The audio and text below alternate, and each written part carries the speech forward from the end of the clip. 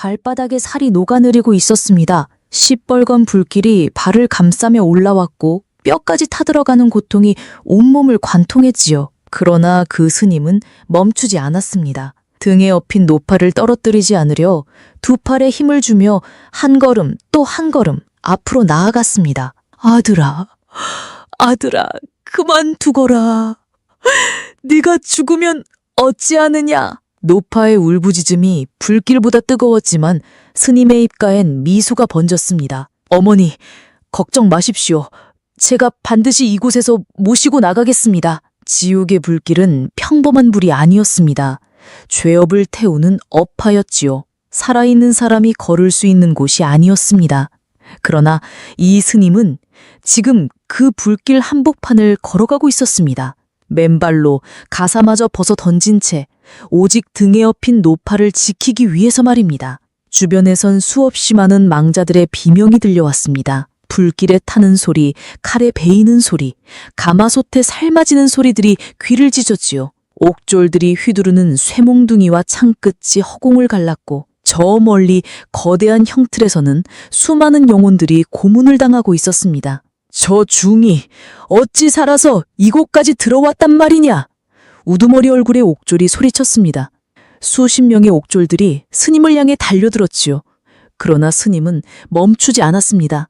오직 앞만 보며 어머니를 업은 채 걸어갔습니다. 그 스님의 눈에서 흐르는 것은 눈물이었을까요? 아니면 피였을까요? 입술은 터져 피가 흘렀고 온몸의 살갗은 불에 타 검게 그을려 있었습니다. 그러나 그는 계속해서 한 발 한 발 내리었습니다. 대체 무슨 일이 있었던 걸까요? 왜 이 스님은 지옥까지 내려와 노파를 업고 불길을 걸어야 했던 걸까요? 그리고 과연 그는 이 끔찍한 업하의 길을 무사히 벗어날 수 있을까요? 이야기는 여기서부터 시작됩니다. 때는 고려 중엽, 천년의 불법이 온 나라에 깊이 뿌리내리던 시절이었습니다. 금강산 깊은 골짜기, 구름과 안개가 늘 자욱한 곳에 작은 암자 하나가 자리 잡고 있었지요. 청우남이라는 이름의 그 암자에는 단 3명의 스님만이 머물고 있었습니다. 그중 가장 젊은 스님의 법명은 해민이었습니다. 28의 나이, 출가한 지는 겨우 3년이 지났을 뿐이지요. 그러나 그의 수행은 10년 스님도 따라올 수 없을 만큼 깊고 진지했습니다. 새벽 첫 예불부터 밤늦은 참선까지 단 하루도 거르지 않고 정진했지요. 스승인 지운대 선사는 종종 해민을 바라보며 고개를 끄덕이곤 했습니다. 저 제자는 반드시 큰 깨달음을 얻을 것이네. 그러나 아직 한 가지 풀지 못한 업이 남아있구나. 다른 도반스님이 물었습니다. 무슨 업을 말씀하시는 것입니까? 모자간의 업이지. 해민이는 어머니를 두고 출가했네. 그 죄책감이 아직도 그의 가슴에 깊이 박혀 있다네. 그 말이 맞았습니다. 해민은 밤마다 꿈에서 어머니를 보았죠. 출가하던 그날 대문 앞에서 통곡하시던 어머니의 모습이 눈에 선했습니다. 이 못난 자식아, 네가 나를 버리고 가느냐? 날 혼자 두고 중이 되겠다고. 최씨 부인은 그날 해민의 옷자락을 붙들고 놓아주지 않았습니다. 마을 사람들이 모두 나서서 말렸지만 어머니는 끝내 땅바닥에 주저앉아 울부짖었지요. 차라리 죽여라. 네 손으로 이 애미를 죽이고 가거라. 해민의 본명은 최정민이었습니다. 전주 최씨 가문의 외아들로 태어나 어려서부터 총명하고 효심이 깊은 기로 소문난 아이였지요. 아버지는 그가 15되던 해에 돌아가셨습니다. 전염병이 마을을 휩쓸고 간 그의 겨울, 수많은 사람들과 함께 아버지도 세상을 떠났지요. 그때부터 정민은 홀로 된 어머니를 모시며 살았습니다. 밭을 갈고 나무를 하고 삭바느질을 해서라도 어머니를 봉양했지요. 그런 아들을 보며 최씨 부인은 자랑스러워했습니다. 우리 정민이가 있으니 내가 무엇이 부족하겠느냐. 정민아, 어서 장가를 들어 손주를 보게 해다오. 그러나 정민의 마음속에는 다른 생각이 자라고 있었습니다. 아버지의 죽음을 보며 마을 사람들이 하나둘 병들어 쓰러지는 모습을 보며 그는 깊은 의문에 빠졌지요. 붉은 걸음 걸음걸음 하나뿔이 졌다 잤네. 어머니의 피눈물이 중을 떠나는 길이었다 잤네. 그러던 어느 날 마을에 한 스님이 찾아왔습니다. 바로 지운 대선사였지요. 대선사는 시주를 받으러 다니다 정민의 집 앞을 지나게 되었고 우연히 정민과 마주쳤습니다. 대선사의 눈빛은 깊고 맑았습니다. 마치 천년 묵은 우물을 들여다보는 듯했지요. 그 눈을 마주한 순간 정민은 온몸이 얼어붙는 듯한 경험을 했습니다. 동시에 형언할 수 없는 평화가 가슴속에 밀려왔지요. 스님, 제게 길을 알려주십시오. 정민이 무릎을 꿇고 절을 올렸습니다. 대선사는 잠시 그를 내려다보더니 천천히 입을 열었습니다. 그대가 찾는 길은 멀리 있지 않네. 그대 안에 이미 부처가 되시니. 그날 이후 정민은 틈날 때마다 암자를 찾아갔습니다. 대선사의 법문을 듣고 경전을 읽고 참선을 배웠지요. 그럴수록 출가하고 싶은 마음이 간절해졌습니다. 그러나 어머니를 두고 떠날 수는 없었습니다. 최 씨 부인은 나이가 들수록 더욱 아들에게 의지했지요. 정민이 조금만 늦게 들어와도 불안해하며 대문 앞에서 기다렸고 다른 집에 품을 팔러 가면 온종일 안절부절 못했습니다. 정민아, 너만 없으면 나는 어떻게 사느냐? 네가 나의 전부란다. 어머니의 그 말이 정민의 가슴을 짓눌렀습니다. 효자의 도리와 구도의 길 사이에서 그는 밤마다 괴로워했지요. 더 큰 문제는 어머니의 성품이었습니다. 최 씨 부인은 착하고 자애로운 어머니는 아니었습니다. 오히려 욕심이 많고 인색하기로 마을에서 손꼽히는 사람이었지요. 이웃이 쌀 한 대를 빌려가면 두 대를 받아내고 품앗이를 할 때도 남보다 적게 일하고 많이 받아가려 했습니다. 가난한 이웃이 도움을 청하면 매몰차게 문전박대했지요. 내 것도 모자라는데 남 줄 게 뭐가 있느냐? 정민은 그런 어머니의 모습을 볼 때마다 가슴이 아팠습니다. 남몰래 이웃에게 쌀을 나누어 주고 어머니가 모르게 굶주린 사람들을 도왔지요.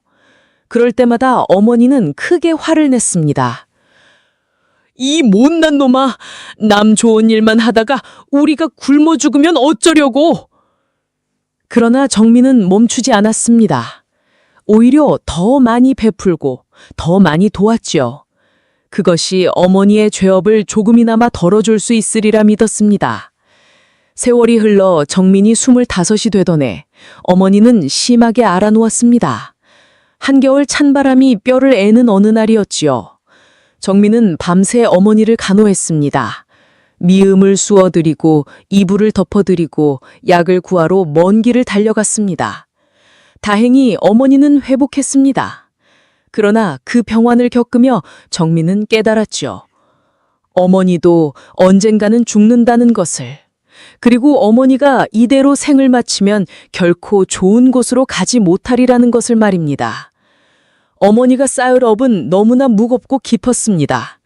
탐욕과 인색함, 남을 원망하고 시기하는 마음, 약한 사람을 깔보고 함부로 대하는 태도까지 모두가 악업을 쌓는 일이었지요.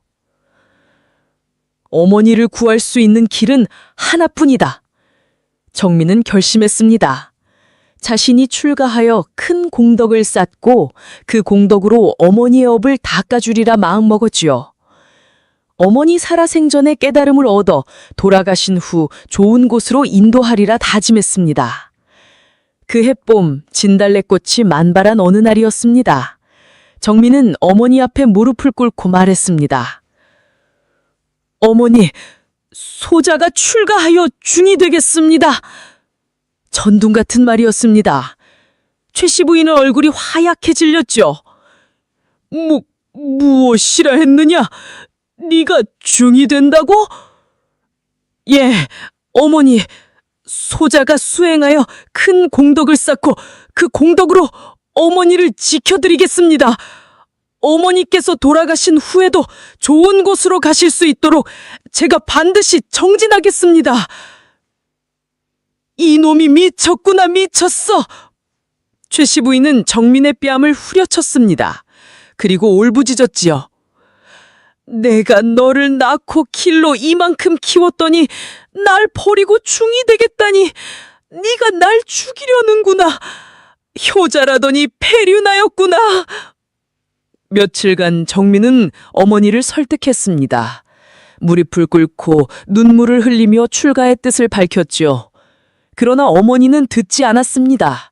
밥을 먹지 않고 물도 마시지 않으며 버텼습니다. 네가 출가하면 나는 그날로 죽으마. 결국 정민은 어머니가 잠든 사이에 집을 나섰습니다.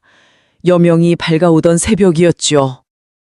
이웃집 아주머니에게 어머니를 부탁하고 얼마간의 돈을 남겨두었습니다. 그러나 대문을 나섰는데 어머니가 깨어 뛰쳐나왔습니다. 그리고 앞서 말한 것처럼 정민의 옷자락을 붙들고 통곡했지요. 마을 사람들이 나와 어머니를 말렸습니다. 정민은 그 틈을 타 어머니의 손을 뿌리쳤습니다. 가슴이 찢어지는 듯 했지만 그는 뒤를 돌아보지 않았습니다. 아들아! 아들아! 어머니의 울부짖음이 등 뒤에서 들려왔지만 정민은 걸음을 멈추지 않았습니다. 그렇게 그는 금강산 청호남으로 향했고 지온 대선사의 제자가 되었습니다. 출가 후 그의 법명은 해민이 되었습니다. 그는 온 힘을 다해 수행했지요. 하루에 1000배씩 절을 하고 금강경을 100벌씩 독송했습니다. 참선에 들어가면 밤을 새우기 일쑤였고 탁발을 다니며 만나는 모든 중생에게 자비를 베풀었습니다. 해민아, 너무 무리하지 말거라. 깨달음은 급한 마음으로 얻어지는 것이 아니네.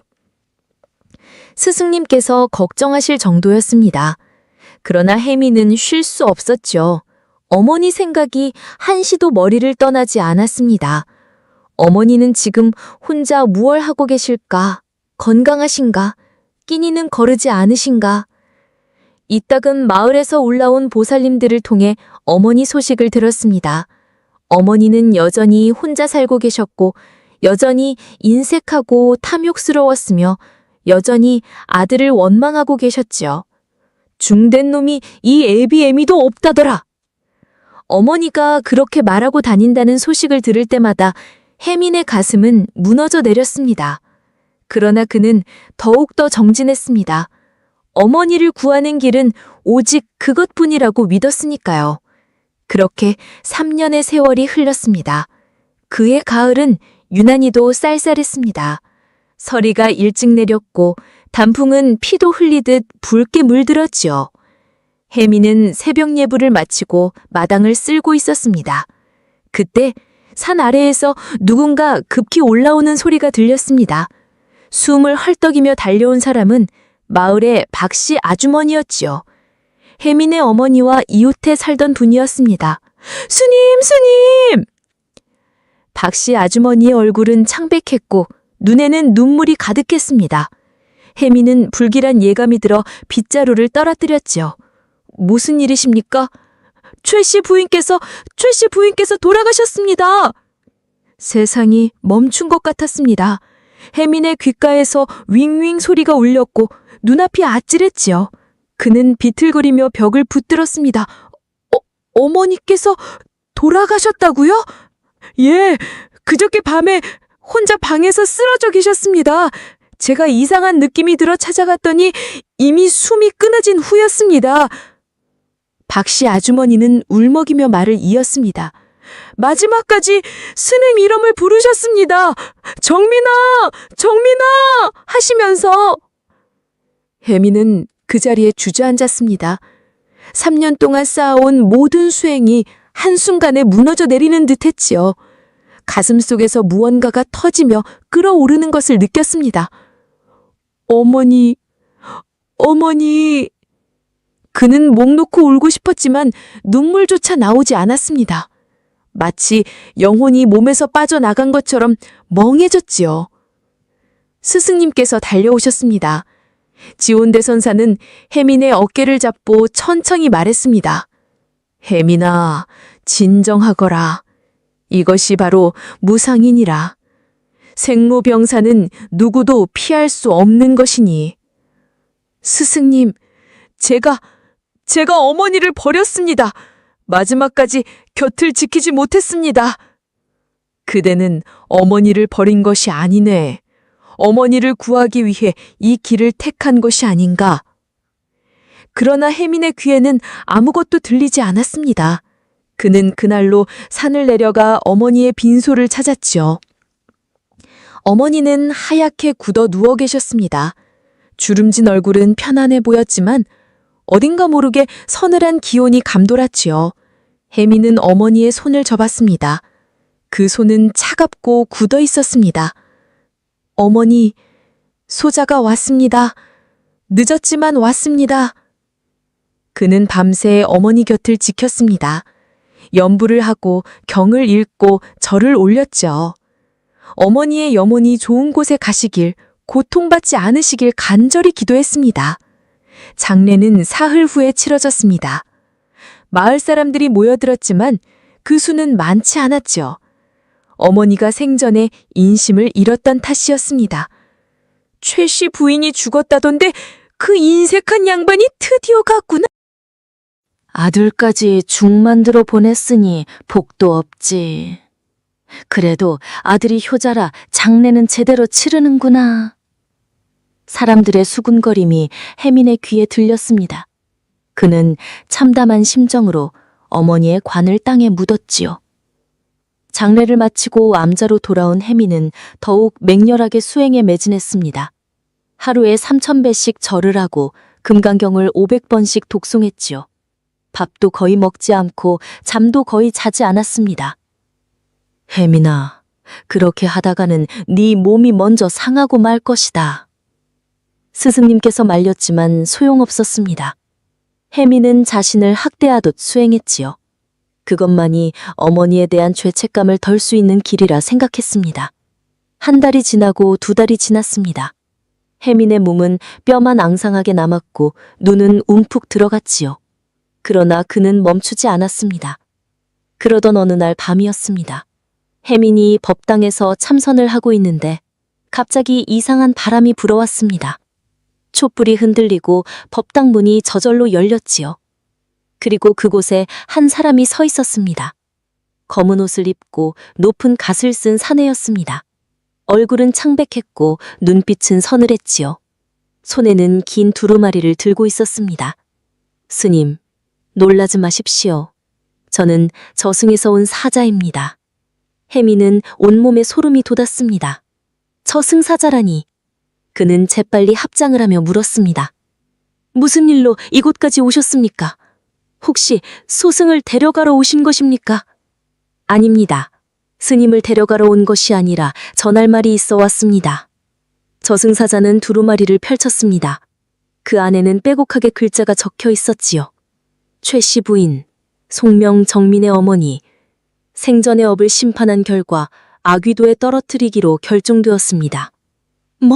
뭐라고요? 아귀도라니! 혜민은 벌떡 일어났습니다. 아귀도는 6도 윤회 중에서도 가장 고통스러운 곳 중 하나였지요. 끝없는 굶주림과 갈증에 시달리는 곳이었습니다. 어머니께서 아귀도에 떨어지셨다니 그럴 리가 없습니다. 소승이 3년간 공덕을 쌓았는데. 스님의 공덕만으로는 부족했습니다. 최씨 부인이 쌓은 업은 너무나 무거웠습니다. 저승사자는 차갑게 말했습니다.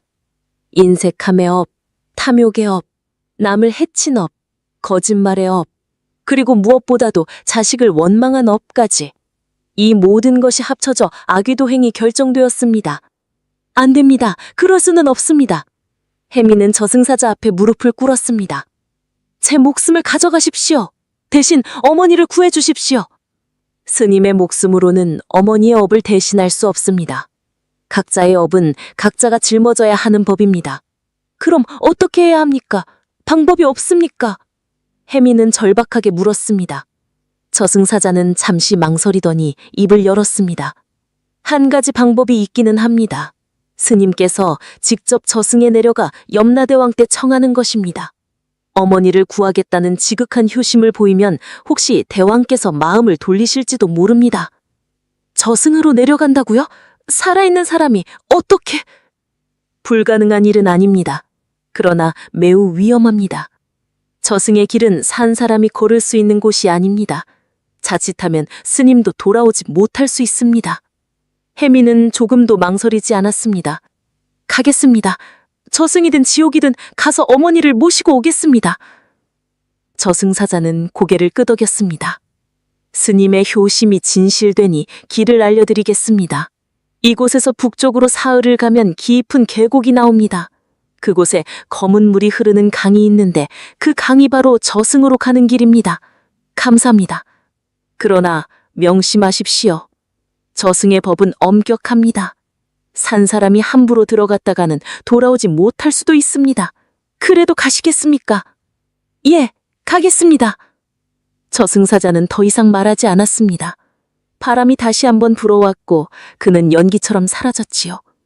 혜미는 그날 밤 스승님을 찾아갔습니다.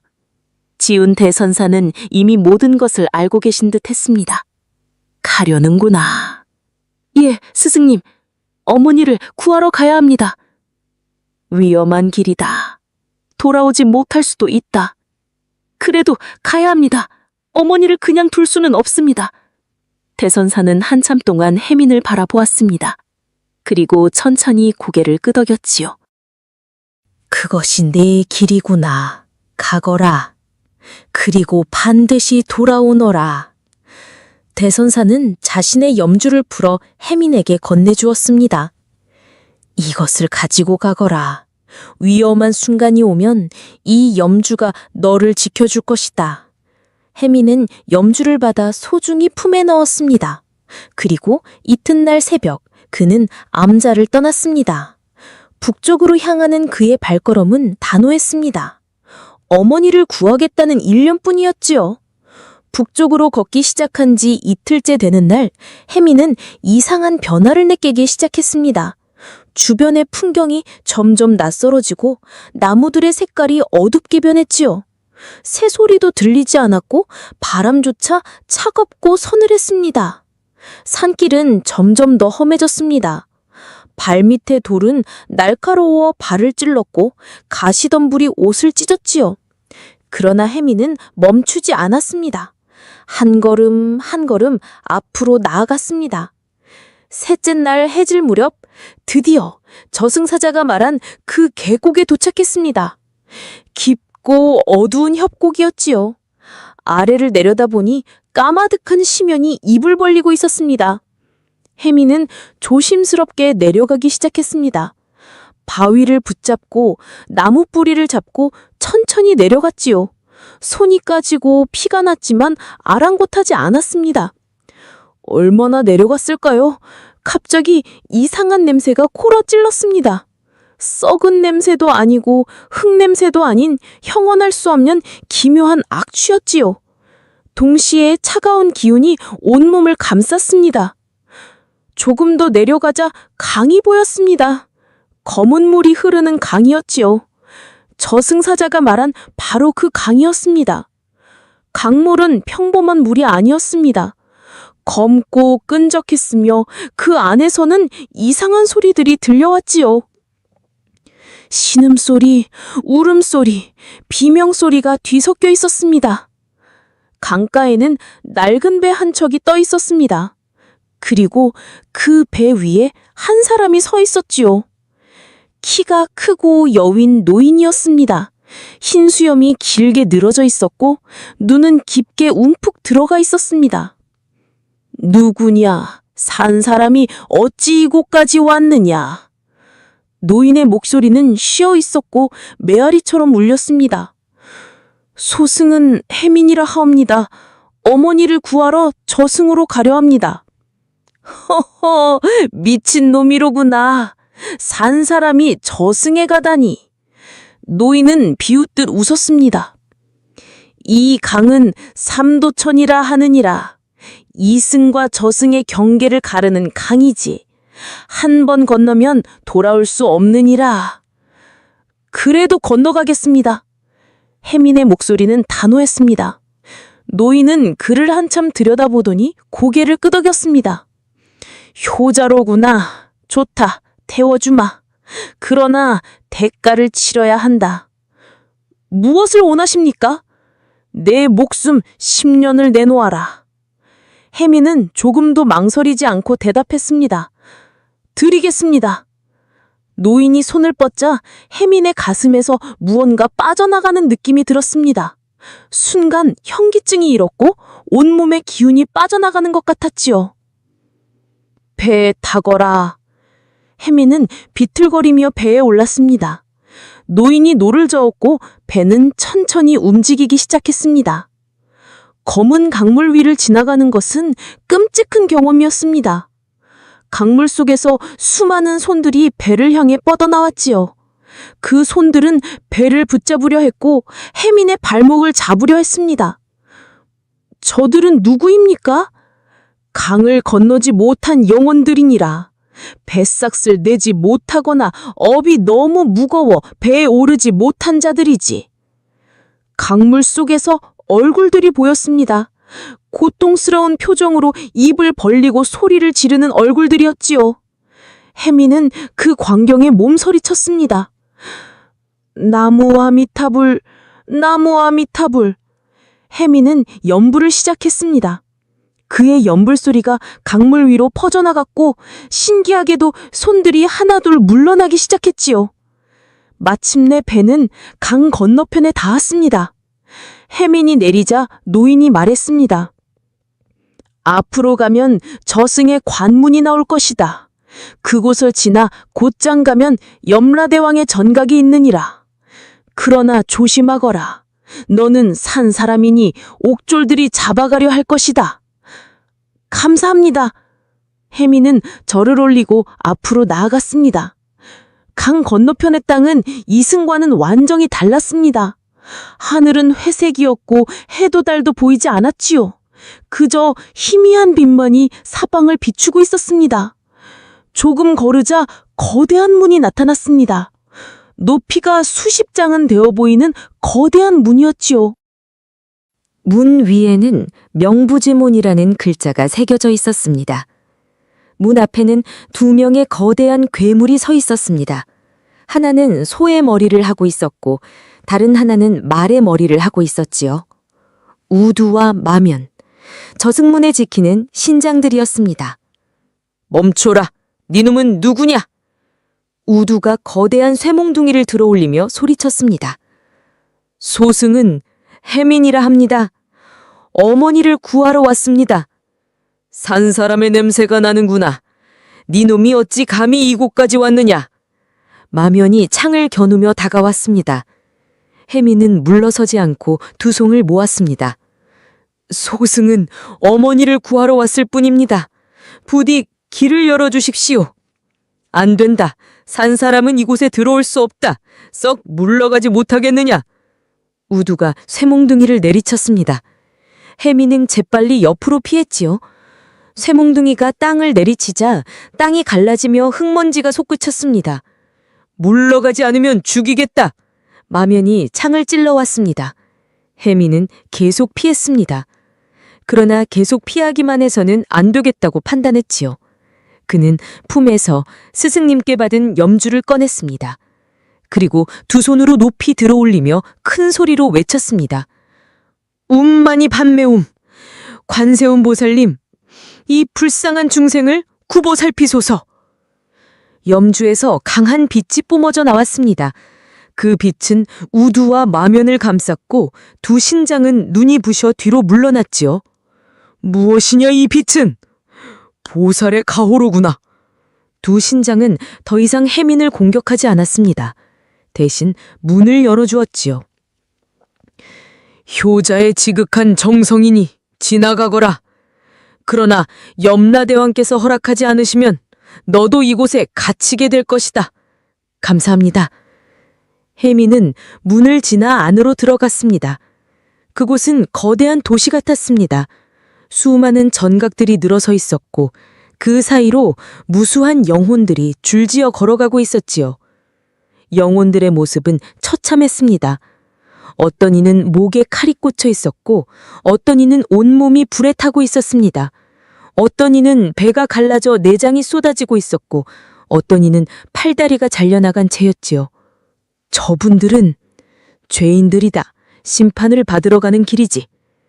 옆을 지나가던 저승사자가 차갑게 말했습니다. 너도 산 사람이면서 어찌 이곳까지 왔느냐? 잡아가야겠구나. 잠깐만 기다려 주십시오.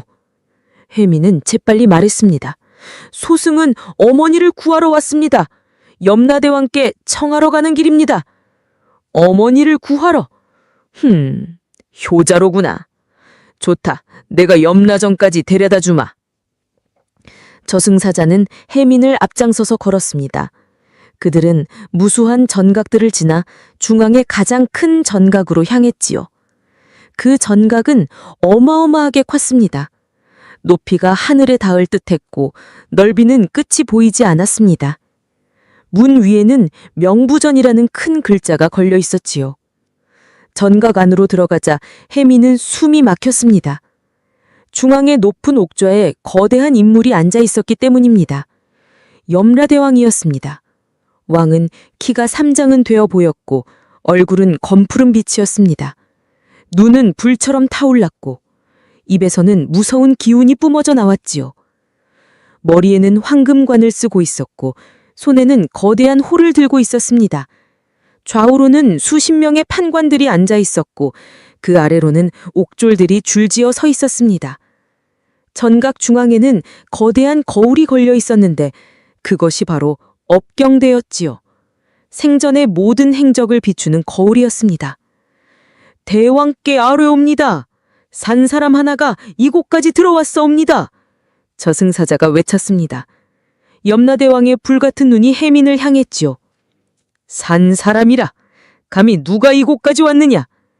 그 목소리는 천둥 같았습니다. 혜민은 무릎을 꿇고 머리를 조아렸습니다. 대왕마마, 소승의 어머니 최씨 부인께서 아기도에 떨어지셨다는 소식을 들었습니다. 부디 어머니를 구해 주십시오. 허허, 웃기는구나. 내 어미가 아기도에 떨어진 것은 그의 업보이거늘 내가 무슨 수로 바꾸겠다는 것이냐. 소승이 쌓은 모든 공덕을 드리겠습니다. 3년간 밤낮으로 수행한 공덕, 10,000번의 절, 100,000번의 연불 모두 어머니께 돌리겠습니다. 그것만으로는 부족하다. 옆에 앉은 판관 하나가 두꺼운 책을 펼쳤습니다. 생사부, 모든 이의 생전 행적이 기록된 책이었지요. 최씨 부인의 죄목을 읽어라. 판관이 책을 읽기 시작했습니다. 최씨 부인, 68세의 생을 마침. 생전의 죄업은 다음과 같음. 첫째, 탐욕의 죄.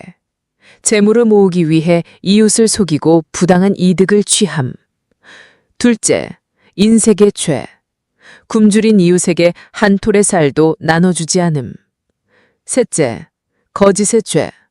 수십 번 거짓말로 남을 해침. 넷째, 악담의 죄. 남을 핥듣고 저주하기를 밥 먹듯 함. 다섯째, 불효 유도의 죄. 불효 유도라니 그게 무슨 말씀입니까? 혜민이 고개를 들며 외쳤습니다. 판관이 계속 읽었습니다. 효자인 아들이 출가하여 도를 닦고자 하는 것을 극렬히 반대하고 저주함. 출가 후에도 아들을 원망하고 저주하여 아들의 수행을 방해함. 이는 불도를 방해한 죄이니 죄가 무겁도다. 혜민은 가슴이 무너져 내렸습니다. 어머니가 자신을 원망한 것이 죄가 되다니. 어머니는 다만 외로우셨을 뿐입니다. 아들을 사랑하는 마음에 그러셨을 뿐입니다. 사랑이 집착이 되고 집착이 원망이 되었느니라. 그것이 바로 번뇌이니라. 염라대왕이 차갑게 말했습니다. 이 모든 죄를 합하면 아귀도가 마땅하니라. 100년간 굶주림과 갈증이 시달리다. 그 후 축생도에 태어나 다시 100년을 살리라. 그것이 최씨 부인의 업보이니라. 안 됩니다. 절대 안 됩니다. 혜민은 대왕 앞으로 기어갔습니다. 대왕마마, 자비를 베푸소서. 어머니의 죄는 소승이 대신 받겠습니다. 소승을 아기도에 보내시고 어머니를 풀어주소서. 전각이 술렁였습니다. 판관들이 수근거렸고 옥졸들도 놀란 표정을 지었지요. 저중이 제 목숨으로 어미를 바꾸겠다오는구나. 지극한 효심이로다. 그러나 염라대왕은 고개를 저었습니다. 안 된다. 각자의 업은 각자가 짊어져야 하느니라. 그것이 인과의 법칙이니라. 그렇다면 소승이 직접 어머니를 만나게 해주소서. 어머니 얼굴이라도 한 번 보게 해주소서. 혜민의 절교가 전각에 울려 퍼졌습니다. 염라대왕은 한참을 생각하더니 말했습니다. 좋다. 내 효심이 지극하니 특별히 허락하노라. 그러나 보기만 해야 한다. 어미를 데려갈 수는 없느니라. 감사합니다, 대왕마마. 우두, 마면, 이놈을 아귀도로 데려가라. 거대한 두 신장이 나타나 혜민을 양쪽에서 붙들었습니다. 그들은 혜민을 끌고 명부전을 나섰지요. 밖으로 나오자 또 다른 문이 나타났습니다. 문 위에는 아귀도라는 글자가 새겨져 있었습니다. 문을 열자 끔찍한 광경이 펼쳐졌습니다. 황량한 벌판이었습니다. 땅은 갈라져 있었고 나무 한 그루 보이지 않았지요. 하늘은 붉은 빛이었고 뜨거운 바람이 불어왔습니다. 그리고 그곳에는 수없이 많은 아귀들이 있었습니다. 아귀들의 모습은 끔찍했습니다. 배는 산만큼 불러 있었지만 목구멍은 바늘구멍만큼 좁았지요. 팔다리는 마른 나뭇가지처럼 가늘었고 피부는 해골에 씌워진 얇은 천 같았습니다. 그들은 끊임없이 무언가를 찾아 헤맸습니다. 입을 벌리고 혀를 내밀고 손을 허공에 휘저으며 먹을 것을 찾았지요. 그러나 아무것도 없었습니다. 땅을 파면 돌만 나왔고 하늘을 향해 입을 벌리면 불똥만 떨어졌습니다. 으악! 배고파! 배고파! 물 한 모금만! 물 한 모금만! 아기들의 비명이 사방에서 들려왔습니다. 혜민은 그 광경에 온몸이 얼어붙었지요. 어머니께서 이런 곳에 계신다니! 그때 저 멀리서 한 아귀가 비틀거리며 걸어오는 것이 보였습니다. 다른 아귀들보다 작고 왜소한 아귀였지요. 혜민은 그 아귀를 보는 순간 온몸이 얼어붙었습니다. 알아볼 수 있었습니다. 아무리 변했고 아무리 처참한 모습이어도 알아볼 수 있었습니다. 어머니! 그 아귀는 혜민의 어머니였습니다. 불룩한 배를 안고 가느다란 팔다리로 비틀거리며 걸어가고 있었지요. 입은 크게 벌어져 있었고 혀는 길게 늘어져 있었습니다. 배고파, 배고파. 밥 한 술만, 물 한 모금만. 어머니의 신음소리가 혜민의 귀에 박혔습니다. 그는 우두와 마면을 뿌리치고 어머니에게 달려갔습니다. 어머니! 어머니! 그러나 어머니는 혜민을 알아보지 못했습니다. 그저 먹을 것을 찾아 허공을 더듬을 뿐이었죠. 혜민은 어머니를 꼭 껴안았습니다.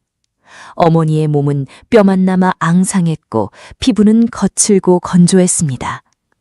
그러나 혜민에게는 여전히 따뜻한 어머니였죠.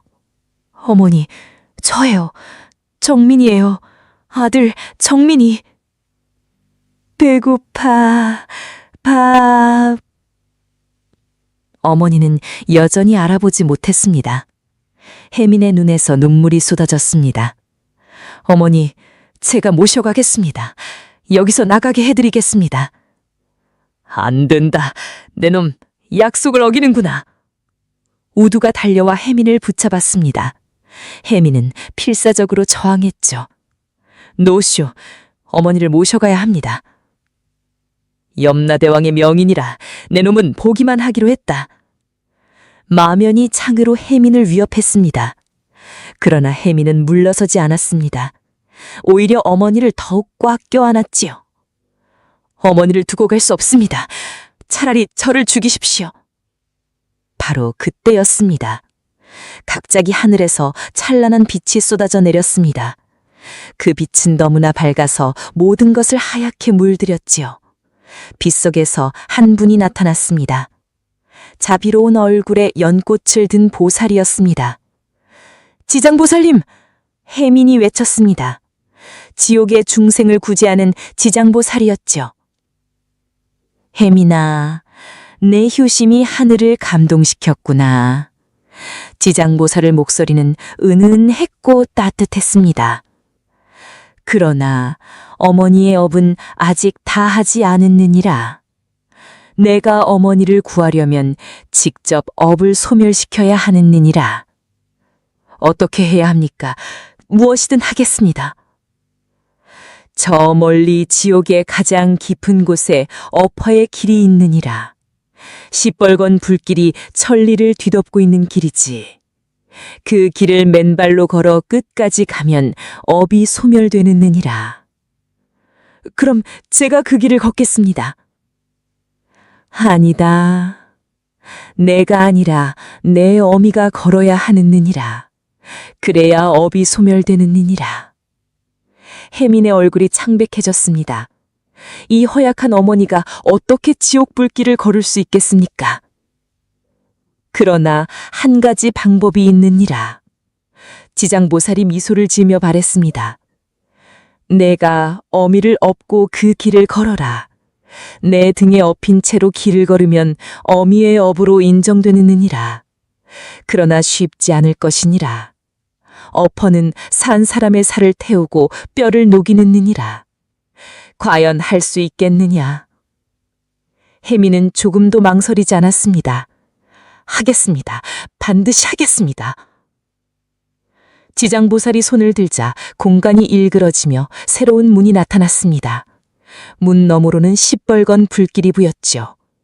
열기가 이곳까지 전해져 왔고 공기마저 타는 듯 했습니다.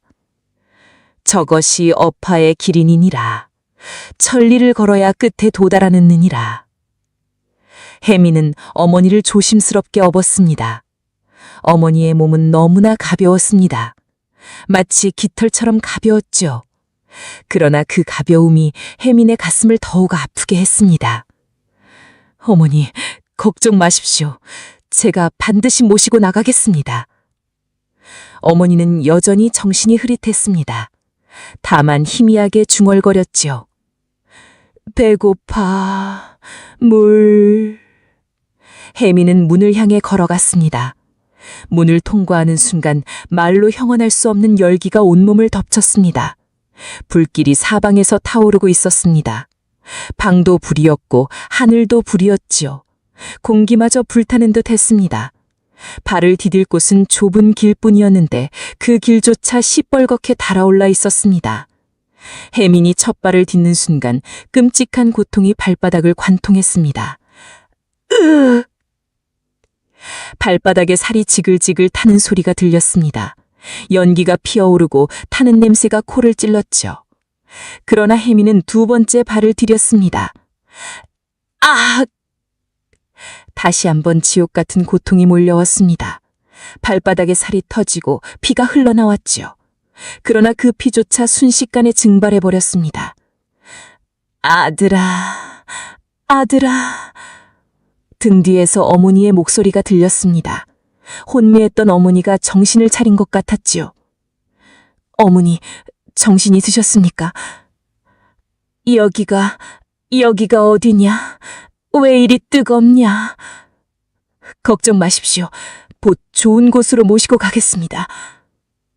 혜미는 계속 걸었습니다. 3걸음, 4걸음, 5걸음.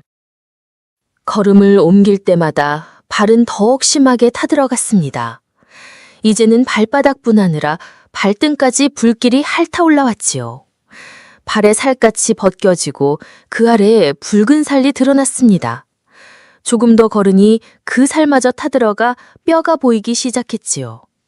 아들아, 아들아, 그만두거라. 네가 죽으면 어쩌려고.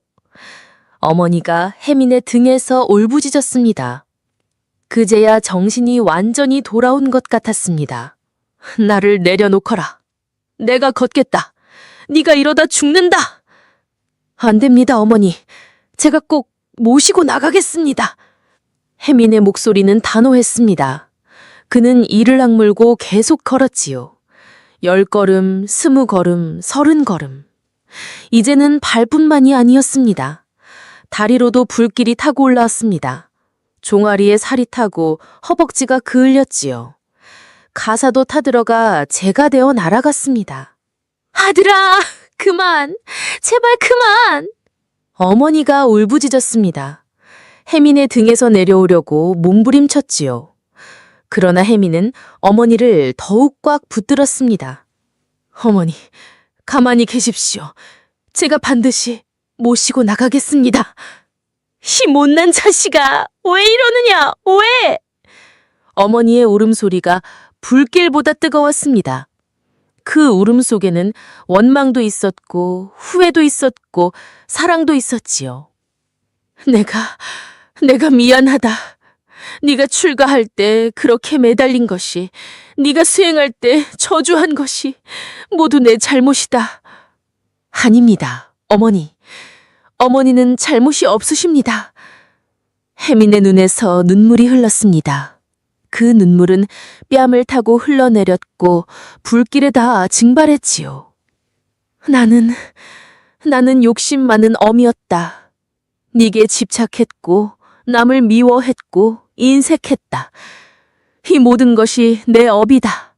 내가 받아야 할 벌이다. 어머니, 그러니 나를 내려놓거라. 내 업은 내가 받아야 한다. 네가 대신 받을 수 없다. 그러나 혜민은 멈추지 않았습니다. 계속해서 한 걸음 한 걸음 내디뎠지요. 100걸음을 걸었을 때 혜민의 발은 거의 형체를 알아볼 수 없었습니다.